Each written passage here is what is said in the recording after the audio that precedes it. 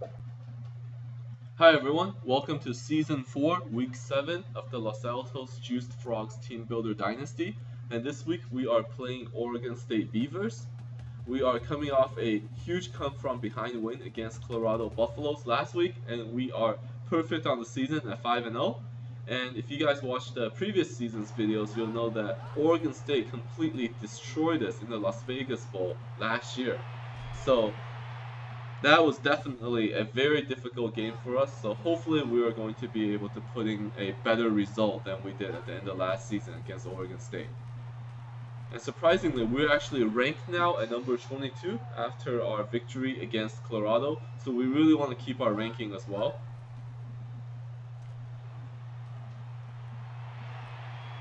And now just a great fade pass to BJ Kelly for the touchdown. Absolutely spot on by Fletcher there. I mean, that was a dangerous throw into coverage.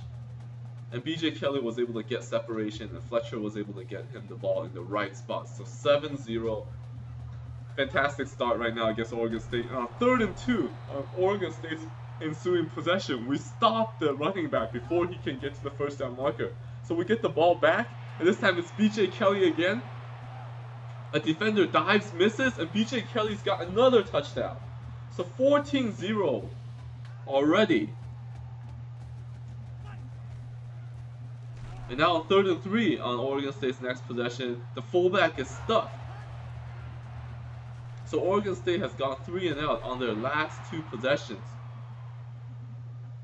And we are already inside the opponent's territory on this drive. And we got a man wide open. It's not even close as Chad said.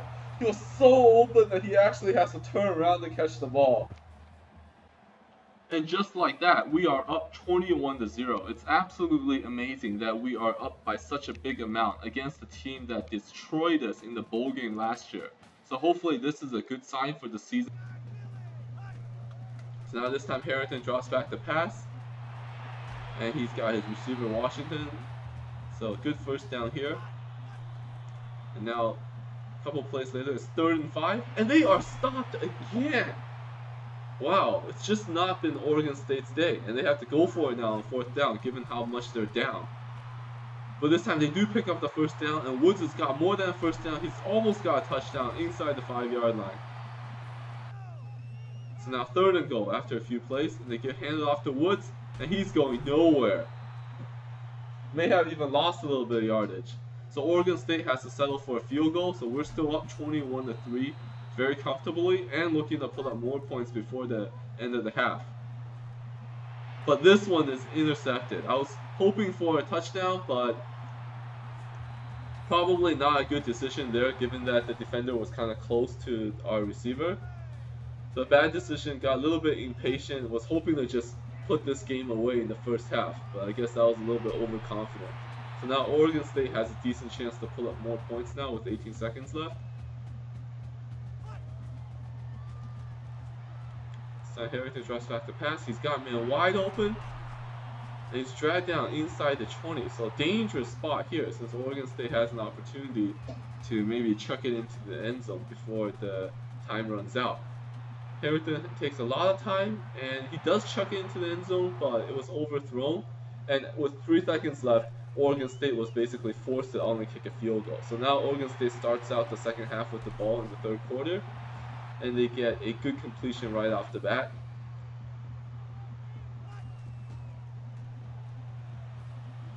This time Harrington throws out into the flat, big mistake, and Roberts is able to intercept it. Wow, that was just a terrible decision. They should have never thrown that ball, since even if it was complete, it was going to be a short gain. And instead, it gives us a chance to give it to BJ Kelly for his 3rd touchdown. And boom, just like that, 28-6. Just a shocking scoreline so far. Harrington drops back the pass. This time he's got Washington again. It's a first down.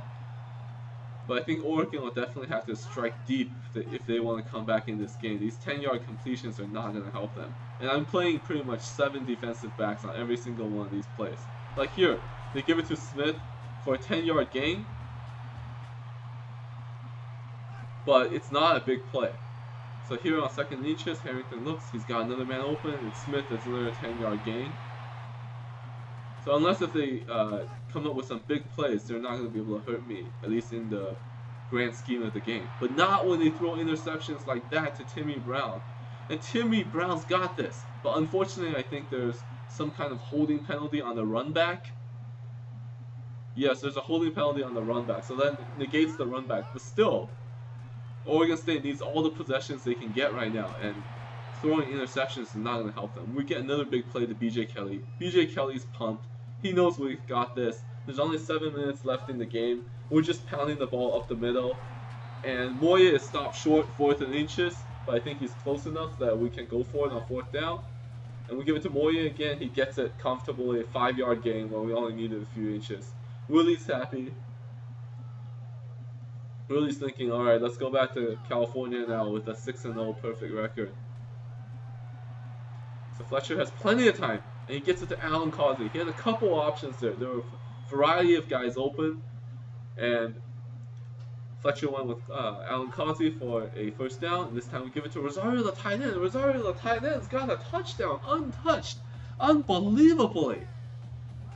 The offensive line just blocked really well, especially given that my offensive line is completely built out of pass blocking players. That was just an incredible blocking performance there against a pretty good defensive line, you would assume, for a legitimate Pac-12 team.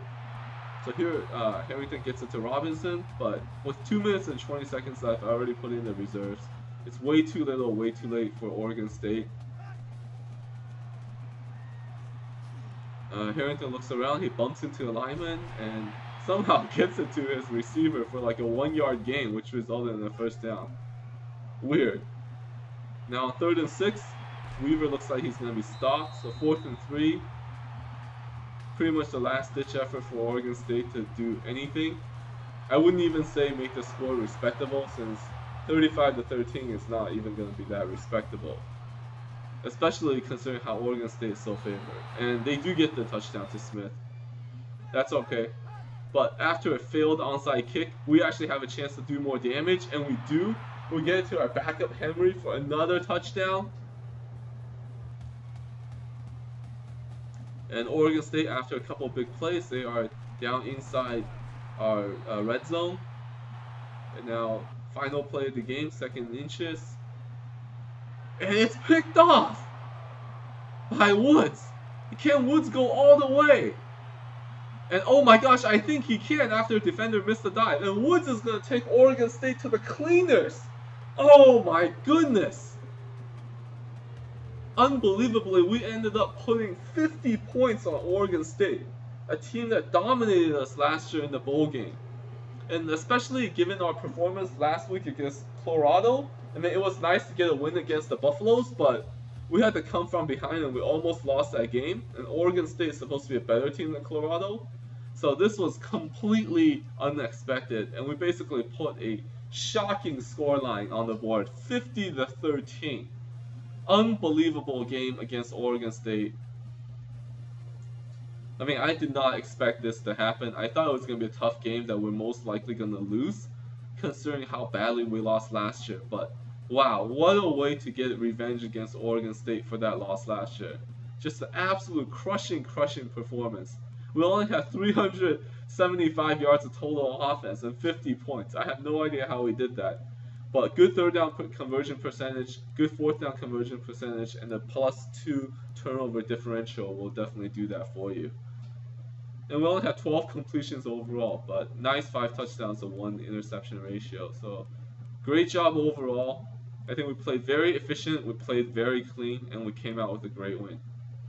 So now we're 6-0 on the season, 2-0 in the Pac-12. And we were 1 win away already from our goal of reaching 7 wins this year. So I hope you guys enjoyed. And next week we'll be playing against Washington State, a very weak team. So hopefully we can come up with a win.